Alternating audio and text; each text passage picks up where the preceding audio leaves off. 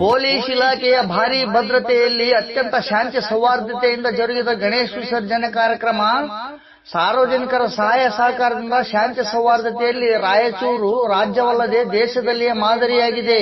ರಾಯಚೂರು ನಗರದಲ್ಲಿ ಪ್ರತಿ ವರ್ಷದಂತೆ ಈ ವರ್ಷವೂ ಸಹಿತ ನಗರದ ಆಯಾ ಬಡಾವಣೆಗಳಲ್ಲಿ ಮತ್ತು ಗಲ್ಲಿಗಳಲ್ಲಿ ಗಜಾನನ ಮೂರ್ತಿಗಳನ್ನು ಸಾಮೂಹಿಕವಾಗಿ ಪ್ರತಿಷ್ಠಾಪಿಸಿ ನಿತ್ಯವೂ ಪೂಜಾ ಅಲಂಕಾರ ಮಹಾಮಂಗಳಾರತಿಯನ್ನು ನೆರವೇರಿಸಿ ಸರ್ವ ದರ್ಶನಕ್ಕೆ ಪ್ರತಿಷ್ಠಾಪಿಸಲಾಗಿತ್ತು. 9ನೇ ದಿನದಂದು ನಗರದ 95% ಗಣೇಶ ಮೂರ್ತಿಗಳ ಸಾರ್ವಜನಿಕವಾಗಿ ವಿಸರ್ಜನಾ ಕಾರ್ಯಕ್ರಮವನ್ನು ಅತ್ಯಂತ ವಿಜೃಂಭಣೆಯಿಂದ ಡಿಜೆ ಧ್ವನಿವರ್ಧಕದ ತಾಳಕ್ಕೆ ತಕ್ಕಂತೆ ಯುವಕರು ಚಿಕ್ಕ ಮಕ್ಕಳು ಸಹಿತ ಕುಣಿದು ಕುಪ್ಪಳಿಸುತ್ತಾ ನಗರದ ಹೃದಯ ಭಾಗದಲ್ಲಿರುವ ಚಂದ್ರಮೌಳೀಶ್ವರ ವೃತ್ತಕ್ಕೆ ಆಗಮಿಸಿ ಕೇಂದ್ರೀಯ ಗಜಾನನ ಸಮಿತಿಯವರು ನೀಡುವ ಆಯಾ ಗಜಾನನ ಸಮಿತಿಯವರ ಅಧ್ಯಕ್ಷರಾದವರಿಗೆ ಸನ್ಮಾನಿಸಿ ರಜತ ಪದಕವನ್ನು ನೆನಪಿನ ಕಾಣಿಕೆಯಾಗಿ ಗೌರವಿಸುವುದು ಕಳೆದ ಸುಮಾರು ವರ್ಷಗಳಿಂದಲೂ ರಾಯಚೂರಿನ ಸಂಪ್ರದಾಯವಾಗಿದೆ. ಅದರಂತೆ ನಗರದ ಮೂಲೆಗಳಲ್ಲಿ ಪ್ರತಿಷ್ಠಾಪಿಸಲಾದ ಗಣೇಶಗಳು ವೃತ್ತಕ್ಕೆ ಆಗಮಿಸಿ ರಜತ ಪದಕ ಮತ್ತು ಶಾಲು ಸನ್ಮಾನವನ್ನು ಸ್ವೀಕರಿಸಿ ಮುಂದೆ ಕಾಸಬಾವಿಯ ಕಡೆ ಹೊರಡುವುದು ಕಂಡುಬಂತು.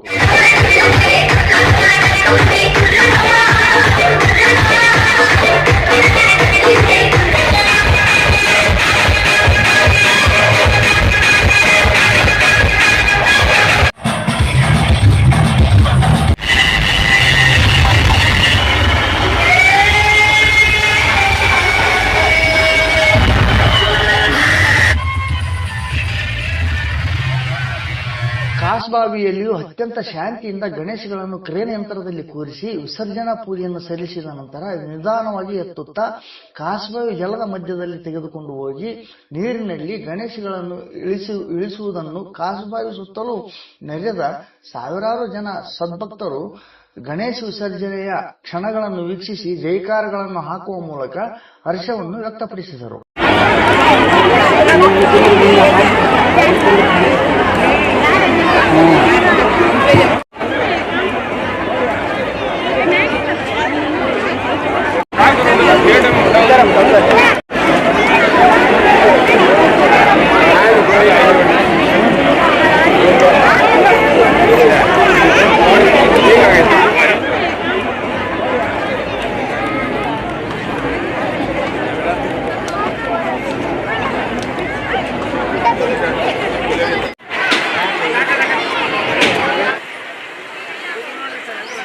ಕಾಸಬಾವಿಯ ಸುತ್ತಮುತ್ತ ಭದ್ರತೆಯ ದೃಷ್ಟಿಯಿಂದ ಪೊಲೀಸ್ ಇಲಾಖೆಯವರು, ಅರಣ್ಯ ಇಲಾಖೆಯ ಪೊಲೀಸರು, ಹೋಮ್ ಗಾರ್ಡ್ಗಳು ಹಾಗೂ ನಗರಸಭೆ ಸಿಬ್ಬಂದಿಗಳು ಜನತೆಯ ಭದ್ರತಾ ದೃಷ್ಟಿಯಿಂದ ಕಣ್ಗಾವಲಾಗಿ ಸಾರ್ವಜನಿಕರನ್ನು ವೀಕ್ಷಿಸುತ್ತಾ ಅತ್ತಲಿಂದ ಇತ್ತ ಗಸ್ತು ತಿರುಗುತ್ತಾ ಯಾವುದೇ ಅಹಿತಕರ ಘಟನೆ ಜರಗಬಾರದೆಂದು ಅಗ್ನಿಶಾಮಕ ದಳದವರು ಸಹಿತ ಆರೋಗ್ಯ ಇಲಾಖೆಯ ಆಂಬ್ಯುಲೆನ್ಸ್ಗಳು ಸ್ಥಳದಲ್ಲೇ ಬೀಡು ಬಿಟ್ಟಿರುವುದು ಕಂಡುಬಂತು. ಒಟ್ಟಾರೆಯಾಗಿ 9ನೇ ದಿನದ ಗಣೇಶ ವಿಸರ್ಜನೆಯ ಕಾರ್ಯಕ್ರಮವು ಅತ್ಯಂತ ಶಾಂತಿ ಸೌಹಾರ್ದತೆಯಿಂದ ಜರುಗಿದ್ದು ರಾಜ್ಯ ಮತ್ತು ದೇಶದಲ್ಲಿಯೇ ರಾಯಚೂರು ಮಾದರಿಯಾಗಿದೆ.